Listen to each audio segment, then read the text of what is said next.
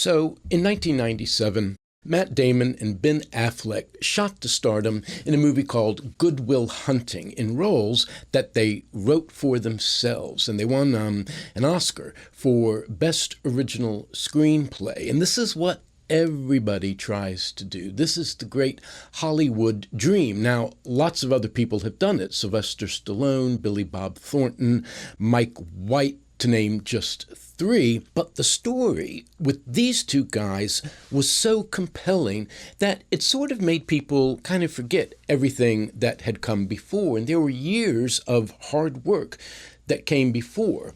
And there's one thing in particular that I think people have forgotten, which is a little movie called Chasing Amy that came out the same year as Good Will Hunting, starring Ben Affleck. And these two movies, Good Will Hunting and Chasing Amy, both have big, dramatic, tearful breakup scenes. And I thought, well, it might be instructive to compare and contrast how Matt Damon does the one and Ben Affleck does the other. Now, I know there are some people who say you shouldn't pit one actor against another for awards or rankings on some kind of list. But I'm not so sure I agree. I think awards have their function, and I haven't seen Matt Damon or Ben Affleck exactly turning down the awards that they get. So, we're going to play a little game. Who did it better? Who acted it better? At least according to the very specific requirements of this class. And for those of you who don't know, this is a class about layered acting. All of the things that characters and actors have to feel in a scene, from the most superficial, surfacey stuff all the way down into the swamp of human psychology. Okay, so first up, Good Will Hunting. What do you need to know to watch this scene? Matt Damon plays Will Hunting. He is a janitor at the Massachusetts Institute of Technology, one of the top schools for people who are interested in math. He's also a janitor with some anger management issues. He is on parole because he has gotten into several pretty bad fights where he has done some grievous bodily harm to people, as well as assaulting an officer. This leads to acres and acres of plot, which we don't really need to go into this scene. What you need for this scene is that he has more or less fallen in love with this young woman, played by Minnie Driver. Skylar is the character's name, and she has fallen in love with him. Skylar comes from a rich family. She's just about to graduate from Harvard, and she's leaving in a few months to go to Stanford to study medicine. Skylar asks Will to go to California with her, and we get this scene. It's a really serious thing to say. I mean, I know you could be in California next week, and, you might find out something about me you don't like, and, maybe you wish you hadn't said that, but, it's such a serious thing that you can't take it back, and now I'm stuck in California. Someone doesn't really want to be with me, just wish they had a take back. I don't want to take back.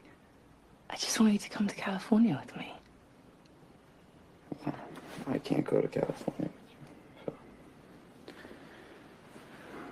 Why not? One, because I've got a job here, and two, because I live here. Look, if you don't love me, you should just tell me, because it's such I don't love you. Then why? Why won't you come? What are you so scared of? What am I so scared of? Well, what aren't you scared of? You live in this safe little world where no one challenges you, and you're scared shitless to do anything else. Don't tell me about my world. Don't tell me about my world. I mean, you just want to have your little fling with, like, the guy from the other side of town. Then you're going to go off to Stanford. You're going to marry some rich prick who your parents will approve of, and just sit around with the other trust fund babies and talk about how you went slumming too once. Why are you saying this? What is your obsession with this money? You don't think every day I wake up and I wish that I could give it back? That I would give it back in a second, if it meant I could have one more day with him. But I can't, and that's my life, and I deal with it. So don't put your shit on me when you're the one that's afraid. I'm afraid. What am I afraid of? What the f*** am I afraid of? You're afraid of me. You're afraid that I won't love you back. You know what? I'm afraid too. Fuck it, I want to give it a shot, and at least I'm honest with you. I'm not honest with you? No, what about your 12 brothers? No, you're not going. What do you want to know? What? That I don't have 12 brothers? Yeah. That I'm a fucking orphan? No, Yeah. you don't want to hear I that. didn't know no, that. you don't want to hear that. You don't want to hear that I didn't got know it. fucking cigarettes put out of me when I was a little kid. I didn't know That this isn't fucking surgery, that the motherfucker stabbed me. You don't want to hear that shit, Skylar. I don't do wanna don't hear tell it. me you want to hear that I shit. want to hear it because I want to help you, because I want Help to be me? with What do I got? A fucking sign on my back that says save me? No. Do I look like I need that? No, God, I just want to be with Don't you because bullshit I love you. Don't bullshit me. I Don't you love fucking bullshit me. I love you. I want to hear you say that you don't love me. Because if you say that, then I won't call you. And I won't be in your life.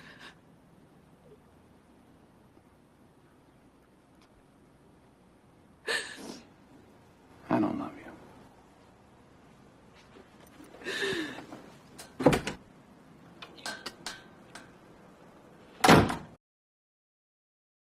Okay, so before we start breaking this down, in 1997, there were a whole lot of people who refused to believe or pretended to refuse to believe that Matt Damon and Ben Affleck could have written this movie. It was just too good.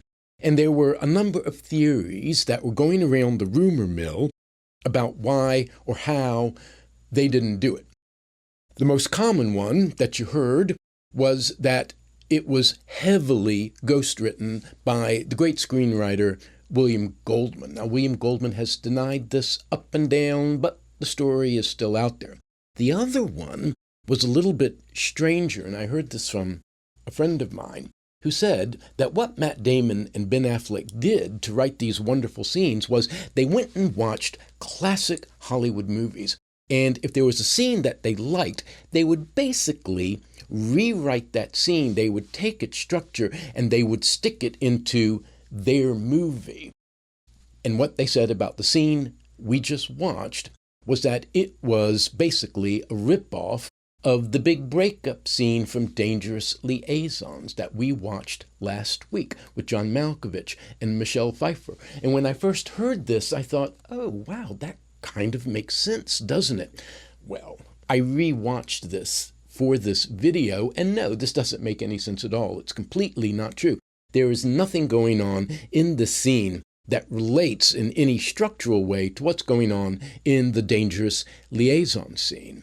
So, what is going on in this scene? Now, if we're talking about layers, there's two main layers that Matt Damon's character is feeling. One, anger. Two, insecurity. Or as Skylar, the Minnie Driver character, puts it, fear. What are you afraid of? Now, I know that some people would watch the scene and say, all I'm seeing is anger. I'm not seeing a lot of fear or insecurity in there. I can't freeze frame this scene and say, here's some insecurity and here's some insecurity, but you know it's there underneath because of the way the scene plays. If something else were underneath, for example, I don't know, misogynistic hatred, then the scene would be very, very different. His character, Matt Damon's character, would come across more like Ted Bundy if that were the thing feeding the anger instead of love. I asked myself while I was watching this, or right after, was I ever in fear for Skylar, for Minnie Driver's character? And I would have to say, no. He punches the wall right next to her face, but I never for a minute think that he's going to punch her. And that comes down to the way Matt Damon played it. It's a very fine line, and he threads that needle to mix a metaphor very well. And so does Minnie Driver. At no point during this scene do I get the sense that Skylar is suddenly afraid of him, like she's in physical danger. There's this famous 1950s sitcom called The Honeymooners. The Honeymooners. Starring Jackie Gleason and Audrey Meadows. And the guy character is constantly threatening to punch his wife. One of these days. One of these days. Pow! Right now. Audrey Meadows said that if she had ever flinched, if she had ever seemed frightened of this character when he says, "You're going to the moon!" then the whole joke would have fallen apart and it would have been horrifying. Oh, look out now! But Alice is never afraid that Ralph is actually going to punch her. Bang, zoom! And there are scenes in this movie where Matt Damon's character is being physically threatening. He is actually punching this guy. And the way he approaches that is utterly and completely different from the way he approaches the anger in this scene. Now, I've used this word insecurity, and Schuyler uses the words fear and afraid. I don't know that those are incredibly helpful. They're very hard to play. I think if I had to say what's going on underneath the anger in Matt Damon's performance, I'd go straight to the sadness of heartbreak, because he is putting himself in the heartbreak situation before Minnie Driver ever did. Because of, I suppose, childhood trauma, this character, this Will Hunting, cannot believe that anybody is going to stand by him, that anybody is going to love him, and he is ready to disappoint the other person before they can disappoint him. So the heartbreak, the sadness that he's feeling underneath this anger is, one, the anticipated heartbreak because he knows it's not going to work out with this woman, plus all the very real heartbreak of all the abandonment of his whole life up to this moment. Now, I can say a little something about Minnie Driver's layers. They're easier to see. Matt Damon's layers are all simultaneous, and that makes it hard to pick them apart. But Minnie Driver, Schuyler, is going through a succession of different emotions. One, she starts out being very tender and loving and sort of casual. Then she segues into a kind of hard practicality when she says, look, if you don't love me, just say so. Then she's ready to match him, to match his anger. She's just as tough as he is, and she's strong enough to deal with his, personality. Then she gets very honest and real, I suppose, hoping to bring some honesty and realness out in him. And then finally at the end, she's just weeping because this has all gone very wrong. When the scene begins, she's picturing them, driving off into the California sunset together, and it does not work out that way. So the scene ends when she says, I want to hear you say that you don't love me. And he says, I don't love you. I don't love you. But of course he does. He has issues. And that is why I have placed this scene in the little series on renunciations. Do you mean you don't love me anymore? My love had great difficulty outlasting your virtue. I'd begun to think you didn't love me. Well, perhaps I don't, really. Get! I don't want you anymore!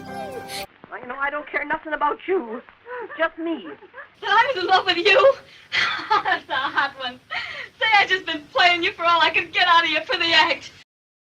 There are basically two types of scenes in Good Will Hunting. One, where Will Hunting is being an asshole, and two, where he's talking to Robin Williams about why he's an asshole. And it's a surprisingly effective structure. All right, let's move on to the scene from Chasing Amy, written and directed by Kevin Smith. Now, what do you need to know to watch this scene? Ben Affleck plays Holden McNeil, a comic book artist who meets and falls head over heels in crush with another comic book artist, Alyssa Jones, played by Joey Lauren Adams. What he does not know is that Alyssa Jones romantically is interested pretty much exclusively in other women, not guys, not even Ben Affleck. But They come from the same area of New Jersey. They're both comic book artists. They have a lot in common. They start hanging out. And this friendship somehow, surprisingly, blossoms into something much more. And for a little while there, Holden thinks he is the first guy ever to become romantically entangled with Alyssa Jones. Well, it turns out that Holden's friend Banky never trusted this Alyssa gal, and he does some digging. And he discovers Holden is not her first romantic entanglement with a guy. She has had plenty. When it comes to romantic entanglements, Alyssa Jones has been about as entangled as the Gordian knot. He confronts her about this, more or less accusing her of deception and, in not so many words, raging promiscuity. And we get this scene. So what? So it's true, right? Is that what you want to hear? Is it? Yeah, Holden, it's true. In fact, everything you heard or dug up on me is probably true. Yeah, I took on 2 guys at once. You want to hear some gems you might not have unearthed? I took a 26-year-old guy to my senior prom and left halfway through to have sex with him and Gwen Turner in the back of a limo. Or how about in college when I let Shannon Hamilton videotape us having sex? What the f***'s wrong with you? How could you do all those things? Easily! But good or bad, they are my choices. And I am not making apologies for them now. Not to you, or not to anyone. And how dare you lay a guilt trip on me about it, in public no less. Who the f*** do you think you are, you judgmental prick? How the f*** am I supposed to feel about all this? Feel whatever the f*** you want to feel about it, all right? The only thing that matters is how you feel about me. I don't know how I feel about you right Why? now. Why? Because I had some sex? Some sex? Like you never had sex in high school. Alyssa, there is a world of f***ing difference between typical high school sex and getting f***ed by 2 f***ing guys at the same time. They f***ing use you. No! I used them! You don't think I would have let it happen if I hadn't wanted to, do you? I was an experimental girl, for Christ's sake. Maybe you knew early on that your track was from point A to B. But unlike you, I was not given a f***ing map at birth. So I tried it all. That is until that's you and I, got together. You turned out to be all I was looking for. Look, I'm sorry that I let you believe you were the only guy I'd ever been with. I should have been more honest. But it seemed to make you feel special in a way that me telling you over and over again how incredible you are just wouldn't get across. Oh, I'm sorry. Just don't do that.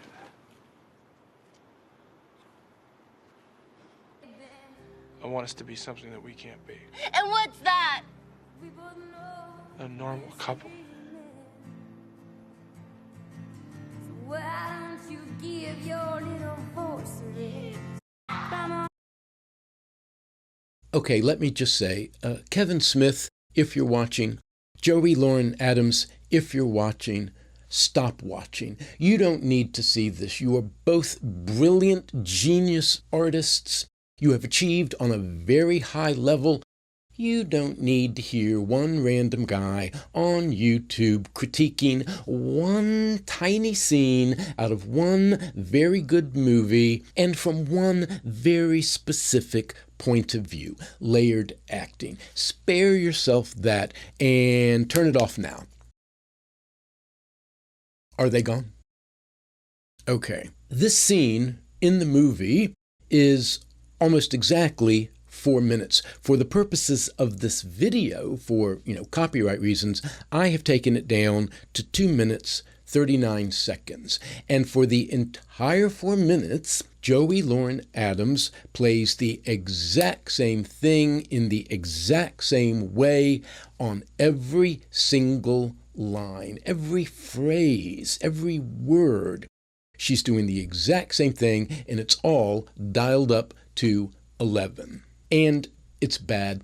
It's bad for a lot of reasons, but from the point of view of this class, It's bad because there's no layers, there's no variety. In the acting world, it's what they call one note. Sing, Johnny, one note. It's repetitive and exhausting, and it makes it impossible for the audience to hear and understand the different points she's making. Now, I can imagine somebody quick and facile, defending this performance, defending this choice from a psychological point of view, saying, yeah, that's exactly what somebody in that position would do. But there's more to making a movie than just psychology. There's also artistry. And whatever defense you can make about this from a psychological point of view, you cannot defend it from an artistic point of view. I am not saying that Joey Lauren Adams is a bad actor. She is a very good actor. And there's even some good acting going on in this scene. And for that matter, Kevin Smith is a good writer and a good director. So what went wrong in this scene? Well, I blame Joey Lauren Adams, and I blame Kevin Smith, and I blame Ben Affleck, because he was there. And while he was filming this movie, Ben Affleck was developing the screenplay of Good Will Hunting. He knew better. They all knew better. This should not have happened. So what happened? This is what I think. A couple of things happened. One, most directors, and most good directors, will not interfere when an actor is in one of these really intense moments. The director is not going to get in there and start meddling for fear that the whole thing will just collapse.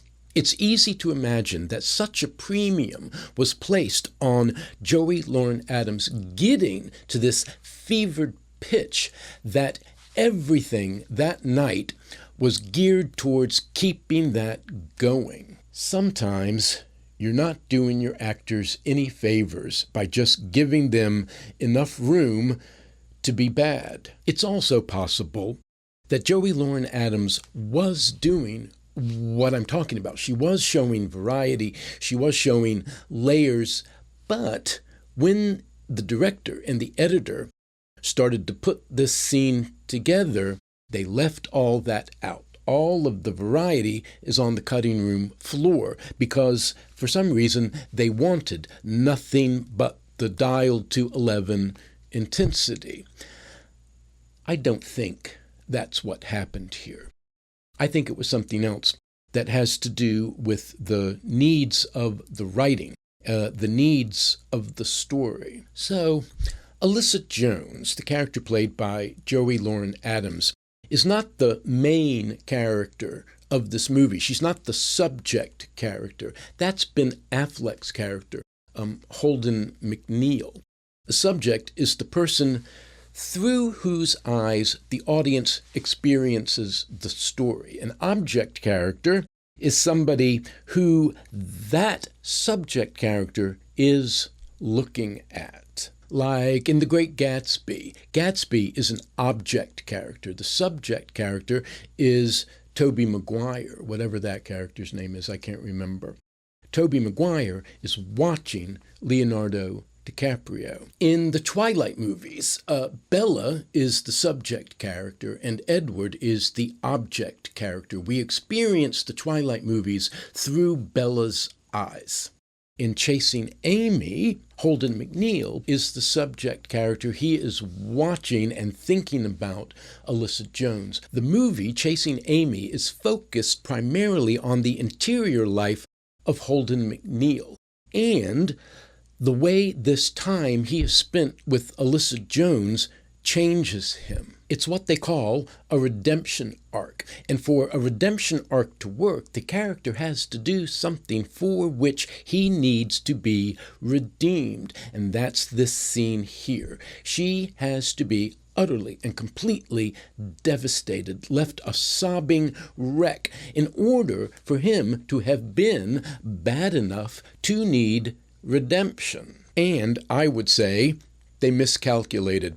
On the night they filmed, they went a little too far. They overshot the mark. Now, what about Ben Affleck in this scene? And I have to say, he doesn't get, since he transitioned into directing, he's still acting, he doesn't get as much credit for being a really great actor. And I find I believe him more in this than I do her. What he's basically doing is showing or attempting to give the impression that he is sort of coldly indifferent to her suffering. Underneath that, you can just barely get hints that he is wavering, unsure of himself. But his pride won't let him stop, rethink any of this. He is committed to it, and that cold indifference is his way of getting through this nasty scene. What's interesting is that people were saying that the other scene, the Good Will Hunting scene, was basically a crib of the scene from Dangerous Liaisons. But this scene from Chasing Amy really is much closer to the scene from Dangerous Liaisons. Not that I'm saying they cribbed it or anything like that. But you've got the woman who is devastated, and you've got the guy who is trying to hold it together in order to do this breakup.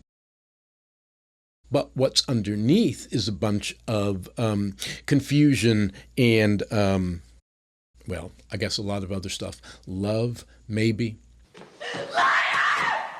So, Kevin Smith, I have a very slight sense of your personality, and I have a strong feeling that you did not turn off this video, that you're still watching. So feel free to chime in the comments and tell me if I got this wrong. I'd be really fascinated to hear. Like, for real, I don't mind being wrong. If you watch the whole movie Chasing Amy, you'll realize that it's a very open question as to whether or not this guy was ever really in love with her. He was fascinated by her. He was attracted to her, but always very much as an exotic object, not as a person that he really got to know. The character is named Holden McNeil, but you could call him With Holden McNeil. Kevin Smith, feel free to use that in the View Askew-niverse. The biggest difference between the scene from Chasing Amy and the scene that we watched last week from Dangerous Liaisons is that Alyssa Jones tries to explain herself, and the Michelle Pfeiffer character in Dangerous Liaisons did not do any of that. And it's one reason why this approach does not work in Chasing Amy. Alyssa Jones just has too many lines. It's too long a scene to be one note. Sing, Johnny, one note.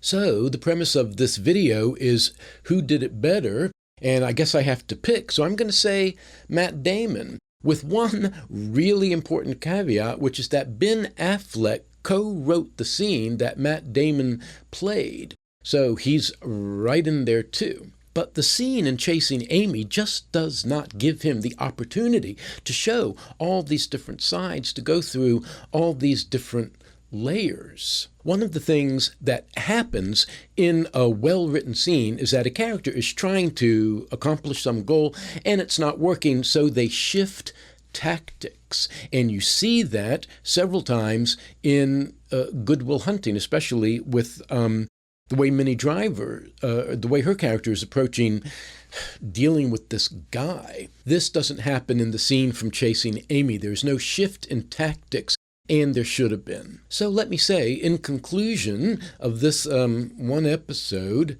that this is what I mean by an acting class from the point of view of a writer.